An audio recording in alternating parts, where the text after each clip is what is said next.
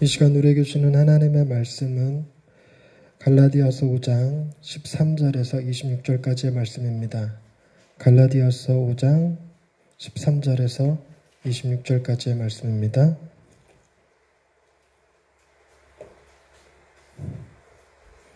갈라디아서 5장 13절에서 26절까지의 말씀 한 절씩 교독하시겠습니다. 형제들아, 너희가 자유를 위하여 부르심을 입었으나 그러나 그 자유로 육체의 기회를 삼지 말고 오직 사랑으로 서로 종노릇하라. 온 율법은 내 이웃 사랑하기를 내 자신같이 살아라 하시는 말씀에서 이루어졌나니 만일 서로 물고 먹으면 피차 멸망할까 조심하라. 내가 이르노니 너희는 성령을 따라야 하라. 왜냐하면 육체의 욕심을 이루지 아니하리라. 육체의 소욕은 성령을 거스르고 성령은 육체를 거스르나니 이 둘이 서로 대적하므로 너희가 원하는 것을 하지 못하게 하려 함이니라. 너희가 만일 성령의 인도하시는 바가 되면 율법 아래 있지 아니하리라.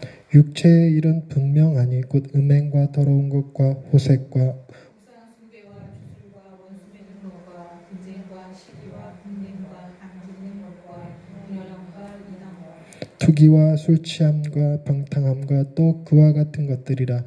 전에 너희에게 경계한 것 같이 경계하노니 이런 일을 하는 자들은 하나님의 나라를 유업으로 받지 못할 것이요 오직 성령의 열매는 사랑과 희락과 평과 오래 참음과 자비와 양선과 충성과 온유와 절제니 이 같은 것을 금지할 법이 없느니라. 그리스도 예수의 사람들은 육체와 함께 정욕과 탐심을 십자가에 못 박아냅니다. 만일 우리가 성령으로 살면 또한 성령으로 행할지니 헛된 영광을 구하여 서로 노엽게 하거나 서로 투기하지 말지니라. 아멘. 이 말씀을 통해서 우리에게 은혜 베푸시기 원합니다. 아멘. 오늘은 요즘 시대는 현대 시대는 자유에 대한 과거와는 좀 다른 특별한 사상을 가지고 있습니다. 그게 뭐냐면 자신 스스로에게 진실할 수 있어야 자유라고 여깁니다. 그러니까 내가 원하는 것을 할 수 있을 때 비로소 자유라고 얘기를 하는데 그 자기가 원하는 것을 하기 위해서는 자기를 얽어매고 있는 것들을 끊어버릴 수 있어야 비로소 진정한 자유인이 된다라고 생각하는 거죠. 우리가 TV 같은 데서 가끔 자유로운 영혼이라고 부를 때 어떤 관습이나 습관, 어떤 가족이나 뭐 이렇게 친구들 혹은 그 룰들을 구애받지 않는 사람들을 자유로운 영혼이라고 얘기하죠. 호랑나비 불렀던 사람이 누구죠? 김은국 씨가 토크쇼 같은 데서 나와서 중간에 피곤하다고 퇴근해버려요. 그럼 자유로운 영혼이라고 막 그래버리던데, 과거에서는 자유를 자기 개인만의 어떤 욕구를 이루는 데 필요한 것으로 여기지 않았습니다. 즉 내가 하고 싶은 게 있어도 가족을 생각해서 참는 게 있고 공동체를 생각해서 억누르는 것이 있었죠. 하고 싶은 걸 다 하는 걸 자유라고 하지는 않았습니다. 그래서 자유에는 두 가지 종류의 자유가 있는데 현대인들이 얘기하는 것은 굉장히 소극적인 자유, 무엇으로부터의 자유라고 얘기를 합니다. 그래서 나를 구속하지 마, 나한테 잔소리하지 마, 나한테 뭐라고 하지 마 하는 것들, 그런 것들을 끊어버리는 자유를, 그 자유만을 얘기하죠. 그런데 자유에는 반대로 적극적인 자유가 있습니다. 적극적인 자유라는 것은 무엇을 할 자유입니다. 예를 들자면 이런 거예요. 나이가 많아서 병이 들었습니다. 그래서 병원에서 약을 꾸준히 먹어야 된다고 얘기를 하고 하루에 최소한 1시간 이상 운동을 해야 된다고 얘기를 합니다. 그런데 이 자유를 추구한다고 나한테 이래라 저래라 하지 마, 그러면서 약도 안 먹고 운동도 안 하면 그걸 자유라고 할 수 있을까요? 그런데 반대로 그런 것도 있습니다. 내가 비록 나이를 들었지만, 병은 들었지만 손녀딸하고 좀 더 오랫동안 즐겁고 행복하게 살고 싶어 라고 하는 또 다른 자유가 있어요. 자기 안에 욕구가 있죠. 근데 이 욕구를 이루기 위해서는 뭐 해야 되냐면, 내가 자기 손녀딸이랑 좀 더 행복하게 살고 싶다면 병원에서 얘기한 제약들을 받아들여야 돼요. 약을 먹어야 되고 운동을 해야 되고 하는 것들이죠.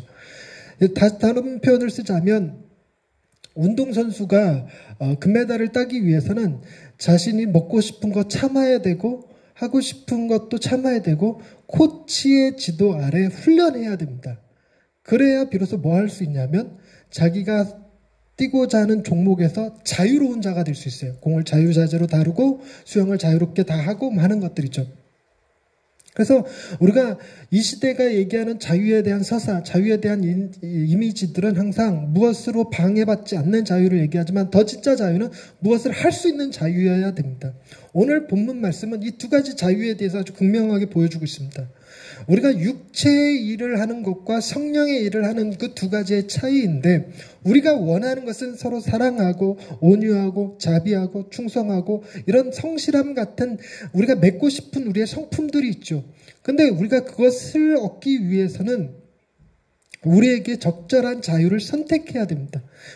적절한 제약을 선택해야 됩니다. 그 적절한 제약이 뭐냐면 성령을 따라 살아가는 것입니다. 그렇지 않으면 우리는 그것으로부터 자유롭고 싶어 날 건드리지 마. 그럼 우리가 맺을 수 있는 것은 분냉과 당짓는 것과 시기와 질투와 미움과 이런 것들을 자연스럽게 맺게 돼 있어요. 그것이 우리의 육체의 일이라고 얘기합니다. 그런데 여러분 이 육체의 일과 성령의 일 두 가지 사이에 굉장히 중요한 차이점이 있는데 그게 뭐냐면 둘 다 특정한 문화로 표현되어진다는 것입니다.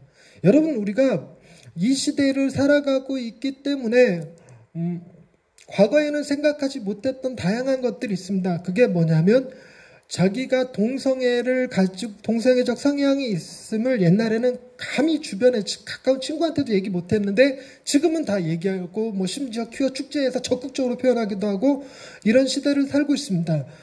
그런데 이런 시대를 살고 있는 것이 문제가 뭐냐면 동성애를 원치 않는데 동성애적 성향이 없는데도 불구하고 몇몇 청소년들에게 호기심을 준다는 거예요. 그래서 호기심을 줘서 한번 예전에 생각했던 우리의 탈선이라 그러면 술 마시고 담배 피고 본드 불고 마는 정도였다면 그게 넘어서서 이제는 동성애까지 마약에까지 손을 대게 되는 상황이 그렇죠. 이건 문화가 그렇게 만들고 있습니다. 근데 교회 문화는 이 세상 문화와 달리 이걸 보수적인 문화라고 표현하는데 보수적인 것이 아니라 우리의 삶과 우리의 영혼을 어떻게 하면 바르게 성장할 수 있고 자유롭게 만들 수 있고 정말 선한 것을 행할 능력을 갖춘 자로 키워낼 것이냐 하는 하나의 툴이에요. 그 툴 안에 들어와 살아가는 것이 매우 중요한 것입니다. 근데 오늘 본문 말씀을 한번 들여다보십시다. 13절 말씀에 우리가 자유를 위하여 부르심을 받았다라고 얘기합니다. 다시 한번 말씀드리면 성경에서 말하는 자유라는 것은 무엇을 하지 않는 자유가 아니에요. 뭐죠? 무엇을 할 수 있는 적극적인 자유. 그 무엇을 할 수 있다는 얘기는 과거에 하지 못했는데 이제는 할 수 있는 것. 대표적인 예가 율법을 지킬 수 있느냐 없느냐의 문제거든요. 예전에는 내가 율법을 잘 지키려고 했어도 율법을 지키지 못하는 연약함이 우리 안에 있어서 율법을 지키고자 하는 욕심은 있는데 못 지키는 사람들이었어요. 근데 그 자유를 위해서 부름을 받았다는 얘기는 율법을 지킬 수 있는 능력을 가졌다라는 것이 아니라 잘 들으셔야 돼요. 율법을 행하되 포기하지 않을 수 있어요. 율법을 열심히 지키다가 이 생망으로 끝나는 게 옛날이었다면 이제는 이 생망이 아니에요. 율법에서 요구하는 것들은 이미 주님께서 다 이뤄놓으셨어요. 율법에서 얘기하는 저주도 주님께서 친히 다 받아버리셨어요.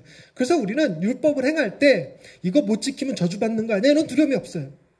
또 율법을 행할 때 율법을 지킴으로써 상을 받을 거라고 하는 이기적인 욕심이 없습니다. 그럼 율법을 왜 지키느냐? 그게 자유로운 거예요.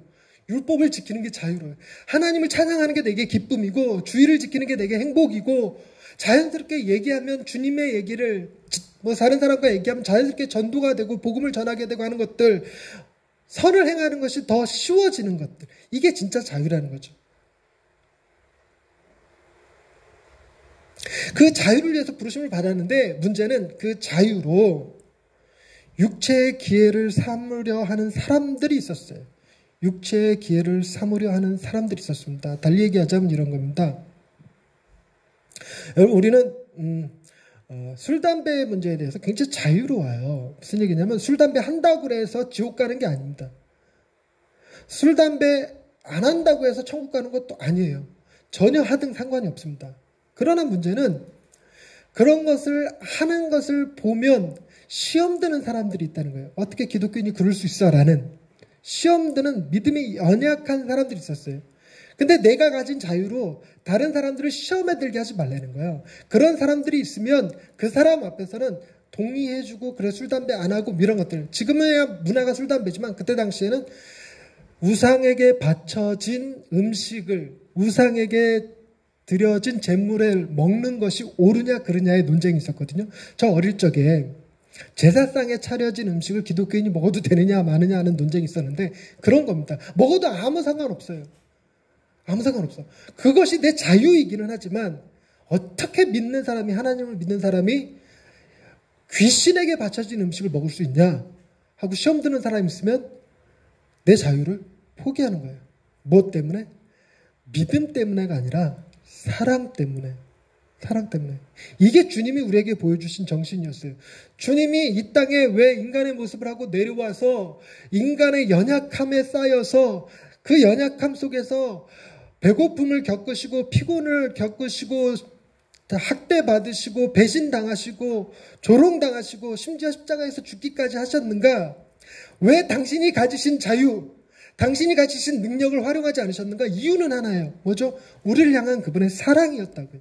우리가 그리스도인이 된다는 것은 우리도 주님의 자유를 가진 자이지만 주님의 사랑으로 내 스스로의 자유를 제한하는 자.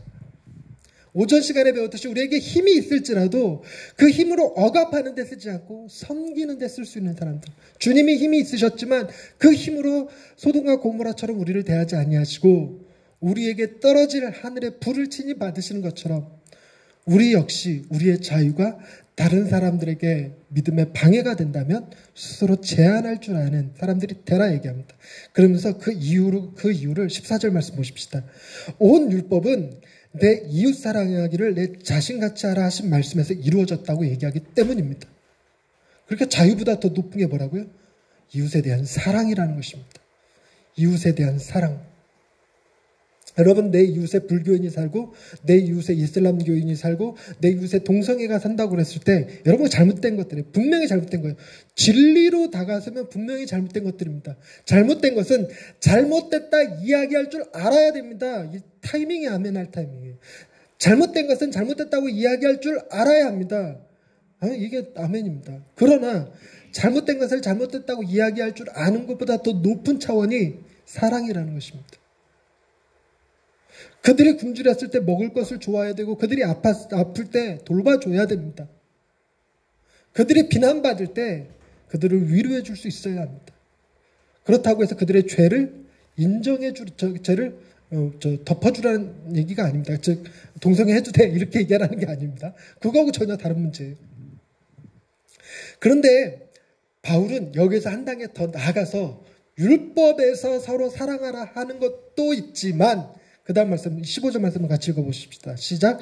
만일 서로 물고 먹으면 피차 멸망할까 조심하라. 인류의 역사가 바로 이 구절에서 그대로 다 성취됐어요. 기독교를 믿는 사람은 안 믿는 사람들에 대해서 피차 물고 먹었어요. 안 믿는 사람은 기독교인들을 억압했어요. 지금 이 시대가 기독교가 억압되고 있어요. 기독교에서의 신앙을 공공장소로 가져오지 못하게 합니다. 학교 다니는 선생님들이요, 수업 시간에 기도하면 안 돼요. 그거 불법입니다. 불법이에요.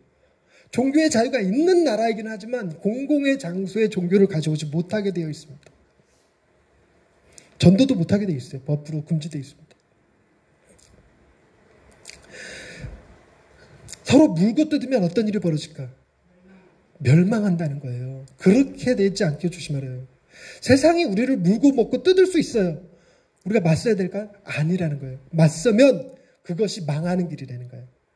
우리가 망하면 죽이면 죽임을 당하고 빼앗기면 빼앗김을 당하고 괴롭히면 괴롭힘을 당하는 대로 있어야 우리가 구원을 얻어요. 그것이 하나님의 나라를 이룹니다.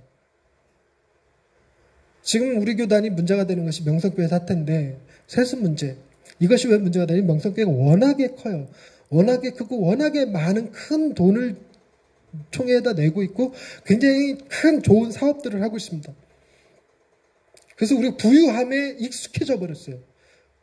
한국교회가 부유함에 익숙해지다 보니까 가난해지는 것을 용납 못해요. 가난해질까 봐 잘못된 것을 잘못했다 말하지 못하는 사회가 되고 말았습니다. 그래서 많은 지혜 있다 하시는 분들이 한국교회는 좀 가난해질 필요가 있다. 부유하다 보니 지켜야 될 것이 있고 지켜야 될 것이 있다 보니 자꾸 타협을 하게 돼요. 이래갖고는 피차 물고 뜯는 길밖에 남지 않아요. 폐차멸망하는 겁니다. 그러면서 두 가지 중요한 대비를 보여주죠. 육체의 소욕과 성령의 소욕. 여러분, 성경에서 육체라는 말이 나올 때 육신하고 조금 느낌이 달라요. 몸뚱이하고 육체하고 약간의 다른 점이 뭐냐면 몸뚱이는 살덩어리. 그렇죠. 몸뚱이는 살덩어리. 근데 육체는 살덩어리 안에 담겨진 내 정신까지 포함된 말. 즉 우리의 문화가 고스란히 담겨져 있는 것을 육체라고 그래요. 우리의 문화는 뭐냐? 우리는 무엇으로부터 구속받지 않을 자유, 즉 소극적 자유를 문화로 누리고 있는 시대입니다. 그러니까 이런 시대는 우리를 구속하신 주님 앞에 내 자유를 제한하고 그분의 율법에 내가 순종하고 그분의 뜻을 따르는 그런 것을 배격하고 싫어하게 되죠. 성령은 성령의 욕심은, 성령의 일은 그런 우리에게 새로운 삶을 살 수 있는, 정말 적극적인 의미의 자유를 행할 수 있는, 선을 행할 수 있고 사랑을 행할 수 있고 참을 수 있고 인내할 수 있고 충성할 수 있고 이런 것들을 열매 맺을 수 있는 그런 사람들이 되게끔 이끌어 주십니다. 그 두 가지가 충돌하고 있는데, 근데 두 가지 충돌이 여러분 가만히 잘 보시면 약간 묘하게 다른 표현을 쓰고 있어요. 그게 뭐냐면 17절 말씀, 육체의 소욕은 성령을 거스르고 성령은 육체를 거스르나니 이 둘이 서로 대적함으로 너희가 원하는 것을 하지 못하게 하라 함이니라. 육체의 소욕이라고 표현하죠. 육체의 소욕. 소욕은 누구의 소유입니까? 말이 조금 이상하긴 한데, 소욕은 누구의 소유입니까? 누가 주인입니까? 소욕은 내가 주인이에요. 내가 주인. 근데 성령님의 일은 내가 주인이 아닙니다. 그래서 성령님의 일은 내 안에서 일어나는 소욕으로 표현되지 않아요. 18절 말씀 보세요. 너희가 만일 성령의 인도하시는 바가 되면 이라고 표현하고 있죠. 즉 달리 얘기하자면 우리에게 있는 소욕은 내 거지만 성령의 일은 내 거가 아니라서 주인이 바뀌어요. 그래서 성령님의 일은 내가 따라가야 돼요. 그분의 인도하심을 따라가야 돼요. 따라가면 주체적인 사람이 됩니까? 아니면 반대말이 뭐예요? 수동적인 사람이 됩니까? 따라가는 것은 수동적인 사람이에요. 우리는 주체적인 사람이 되고 싶어 합니까? 수동적인 사람이 되고 싶어 합니까? 주체적이 되고 싶어요. 선악과 따먹지 말라고 그랬어도 내가 먹고 싶으면 먹어야 되는 사람들이죠.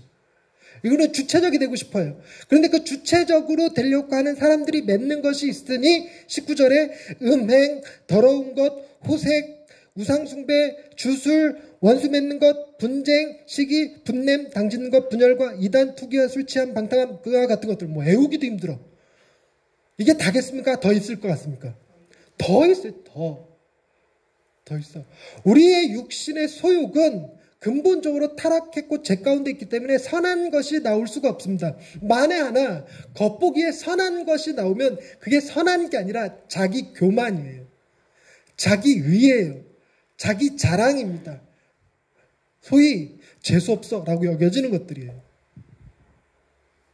그런데 성령을 따라가면 22절 말씀, 사랑, 희락, 화평, 오래 참은, 자비, 양성, 충성, 온유, 절제라고 얘기합니다. 둘 사이에 중요한 차이점이 있죠. 21절에서 육체의 소욕을 따라가는 사람들은 하나님의 나라를 유업으로 받지 못하는 자들이지만 성령을 따라가면 이 하나님의 나라를 받을 수 있는 사람들이라는 얘기예요. 오늘 오전 예배 주제가 뭐였는지 기억하십니까? 하나님의 나라였습니다. 하나님의 나라. 근데 오전에 했던 말씀을 기억하는 사람도 있을지 모르겠네. 하나님의 나라는 사람이 이룰 수 있다, 없다? 없다. 누구만 이룰 수 있다? 예수님만 누릴 수 있다. 그러나 사람이 누릴 수 있다, 없다? 있다. 아이고, 오전 설교 잘 들으셨군요. 누릴 수 있습니다. 근데 어떻게? 그 해답이 오늘 본문에 그게 언급이 되어 있어요. 언급이 되어 있어요. 오늘은 그래서 오늘 본문 말씀 통해서 우리가 어떻게 하나님의 나라의 열매를 맺을 것인가 라는 것을 그 한 주제만 오후 예배 시간이니까 18절에 성령 인도하심 따라 사는 것. 물론 그렇죠. 근데 그 힌트를 하나 드리자면 제 설교의 모든 결과는 그리스도에게 있습니다. 그렇죠. 모든 결론 다 거기 있어요. 그 문제를 다루고자 얘기하는 겁니다. 여러분, 육체의 소욕은 그냥 두면 저절로 생겨납니다. 왜 저절로 생겨날까요? 그것은 그 일을 이뤄내는 그 일의 근원, 동기, 씨앗이 우리 안에 있기 때문에 그래요. 우리 안에 마음속엔 이기심, 질투 이런 것들이 가득 차 있습니다. 그래서 가만히 두면 저절로 그 열매들이 맺혀나서 자연스럽게 분냄, 화내게 되고 당짓게 되고 서로 다투게 되고 우상숭배하게 되어 있어요. 우상숭배, 하나님 아닌 다른 것을 섬기게 되어 있어요. 그런데 성령의 열매는 어떻게 해야 맺어질까요? 동일하게 열매를 맺기 위해서는 열매가 중요한 게 아니고 뭐가 있어야 돼요? 이런 질문을 하면 대답이 쉽게 나올 줄 아는. 그렇지, 씨앗. 저 콩밭이 있어. 그러면 그 전에 그 밭에 뭐가 떨어졌다는 얘기예요? 콩씨앗이 떨어졌다는 얘기예요. 그러니까 우리 안에 사랑, 희락, 화평, 온유, 자비, 절제, 충성 이런 것들이 열매가 맺혀지기 위해서는 우리 안에 뭐가 뿌려져야 되냐면 이와 같은 씨가 뿌려져야 돼요. 이와 같은 씨가. 근데 육체의 소욕 안에는 그런 씨가 없어요. 놀랍도록 지금 주님이 본문에서 뭐라고 얘기하냐면 너희가 그런 열매를 맺어야 된다라고 얘기하는 게 아니에요. 너희가 성령의 열매를 맺어야 된다고 얘기하는 것이 아니라 성령의 열매는 이와 같은 것들이 있다라고 소개하고 있어요. 있다. 그런 걸 맺을 수 있도록 누군가가 우리의 마음을 밭으로 삼아서 그 씨를 뿌려준 이가 있어요. 누구겠습니까? 예수 그리스도. 여러분, 예수 그리스도께서 하늘 보좌 버리시고 이 땅에 내려오심으로 낮아지심의 본을 보여주셨어요. 누군가가 거기에 감동받으면 낮아짐의 씨가 뿌려지겠죠.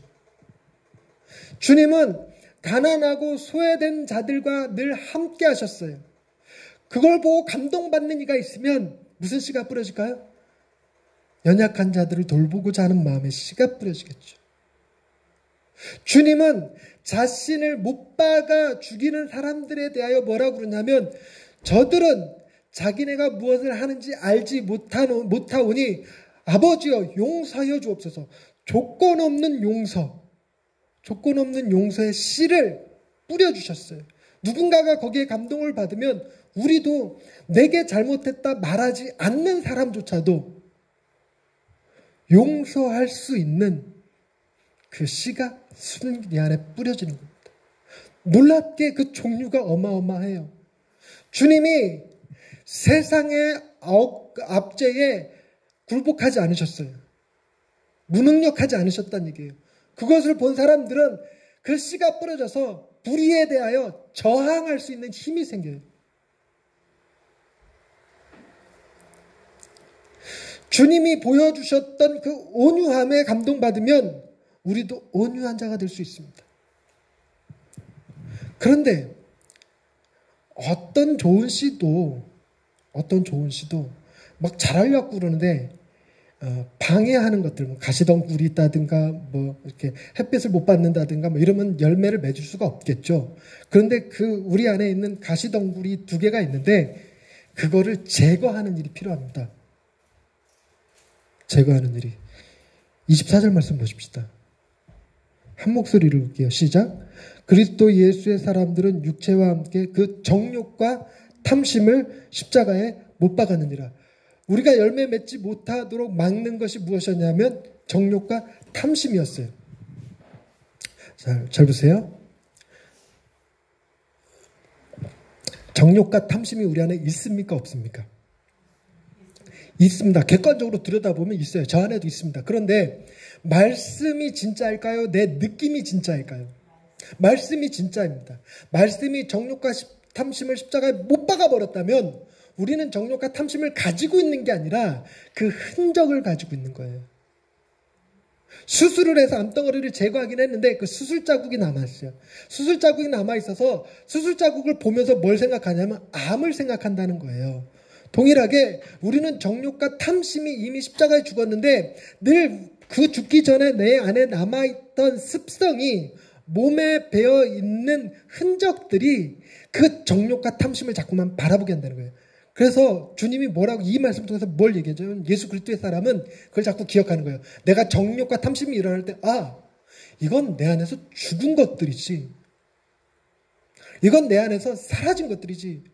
가장 위대하고 가장 능력이 탁월하셨던 예수 그리스도께서 내 안에서 수술해 준 건데, 내 안에서 제거해 준 건데 왜 나 그거 흔적 붙잡고 있지? 이 생각을 갖는다는 거예요. 자기인식. 자기인식 매우 중요합니다. 그래서 무의식적으로 행동하지 않아요. 내게 탐심이 일어날 때, 내게 정욕이 일어날 때 눈치챌 수 있어요. 이거 흔적인데? 이건 내 안에 있는 진짜가 아닌데? 바로 주님이 그 일을 행하셨다는 거예요. 자, 그렇게만 되면